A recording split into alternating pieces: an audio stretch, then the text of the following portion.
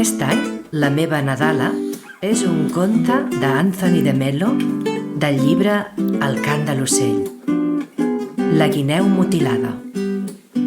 Explica una faula que anava un home pel bosc i va veure una pobra guineu que havia perdut les potes, segurament perquè havia caigut en alguna trampa.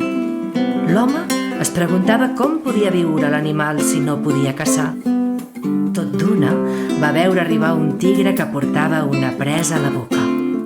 El tigre va menjar i un cop estava ja tip, va deixar la resta a la guineu mutilada.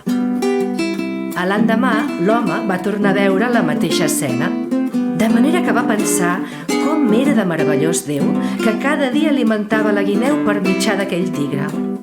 Aleshores es va dir: jo també em quedaré en un racó, confiaré plenament en Déu i ell em donarà tot el que necessito. I així ho va fer durant uns quants dies. Però no passava res.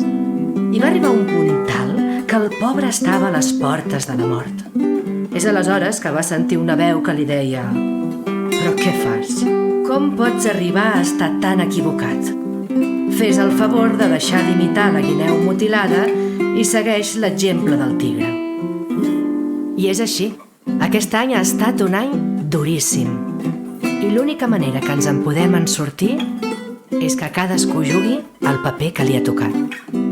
Alguns potser som tigres, altres potser som guineus.